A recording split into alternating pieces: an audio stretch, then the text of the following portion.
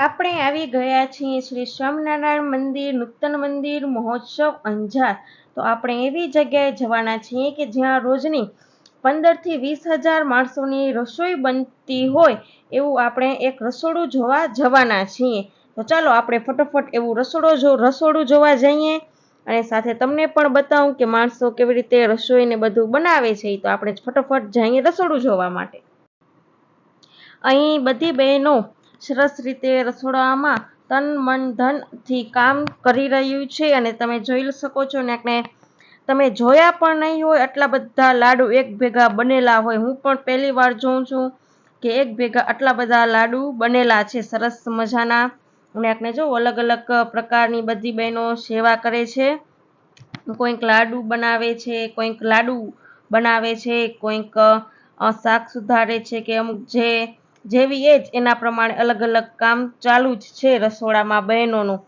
તો આપણે આગળ જઈએ ધીરે ધીરે તો બધું બતાવું હું તમને। તો અહીંયા આપણે જો સરસ મજાની ફૂલવડી વણેલી છે અને આપણે મશીનમાં સરસ મજાનો શીરા માટેનો લોટ છે એ શેકાઈ રહ્યો છે મશીનમાં। આવું મશીન હું પણ પહેલી વાર જોઉં છું કે સરસ મજાનો લોટ શેકાઈ રહ્યો છે શીરા માટેનો। અને આપણે ફૂલવડી બનાવવા માટેનો સરસ મજાનો ચણાનો લોટ છે એનો પણ સરસ મજાનું ગ્રાઇન્ડ પણ કરવામાં આવે છે પીસવામાં સરસ મજાનું નવું જો પહેલી વાર હું મશીન જોઉં છું તો તમે પણ જોઈ શકો છો કેવું નવું છે મશીન મસ્ત મજાનું। હવે આગળ જઈએ અને આગળ હું તમને બતાવતી રહું શું બની રહ્યું છે રસોડામાં।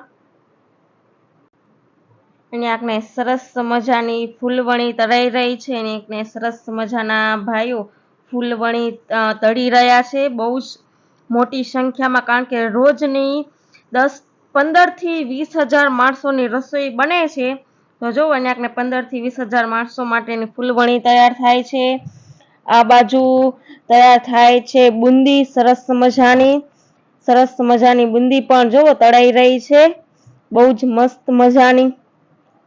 એ પણ લાજવાબ બુંદી બનાવેલી છે મસ્ત મજાને, આપણે જોઈ તો પણ આપણે મોઢામાં પાણી આવી જાય એવી રીતના। અને આપણે પાપડ બનાવેલા છે સરસ મજાના તળેલા છે પાપડ।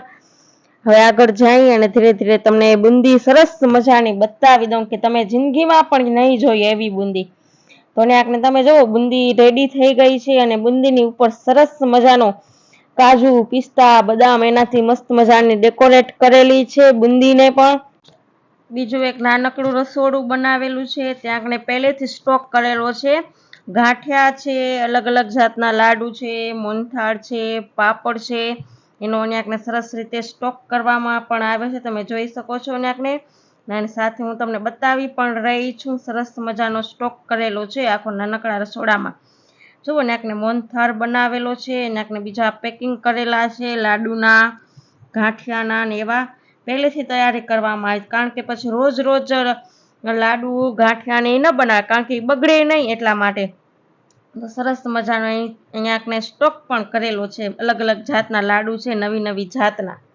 જય સ્વામિનારાયણ। તમારું નામ શું છે? રમેશભાઈ। હા, અને તમે અંજારના જ છો? ના, તમે ક્યાંના છો? સુખપરના સેવા કરવા માટે આવ્યા છો? હા। તો આપણા અંજારમાં 7 દિવસનો યજ્ઞ છે તો એને આપણે આશરે એક દિવસમાં એક ટાઈમના કેટલા માણસો જમતા હશે? એને આપણે બપોરના ભાગમાં વધારે આવે છે એટલે જ્યારે મહારાજશ્રીનો જ્યારે જન્મદિવસનો ઉત્સવ હતો ત્યારે તો 15,000 માણસો આવી ગયા હતા। હા, અને પછીના દિવસેથી લગભગ 12,000 તો રોજ જમે જ છે। રોજ સાંજે તો 13-14,000 નીકળી જાય છે માણસો। સાંજે 13-14,000 ને સવારના ભાગમાં જરાક ઓછા માણસો, કારણ કે સ્કૂલ ને બધું ચાલુ હોય એટલે પરીક્ષા છે એટલા માટે।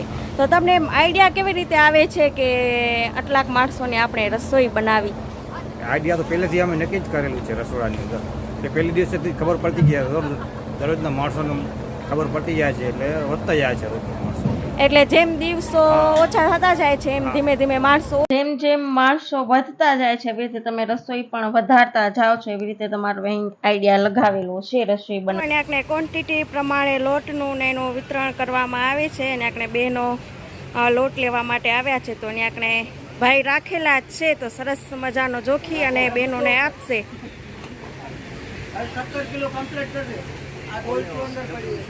જો કેટલો બધો સ્ટોક કરીને રાખ્યો છે અને આપણે જગ્ન છે 7 દિવસનો અંજાર, તો તેના માટે ઘીના ડબ્બા, ગોળની ભીલી, લોટ અલગ અલગ જાતના, તો સરસ રીતે આપણે સ્ટોક કરીને રાખ્યો છે.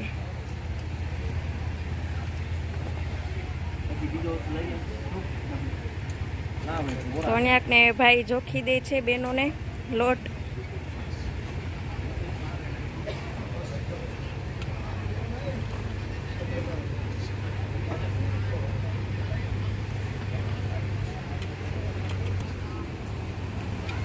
અને આપણે ભાઈ બેઠા જ છે, જેવો માલ ખૂટે એવો ભાઈ જોખીને આપી દે છે.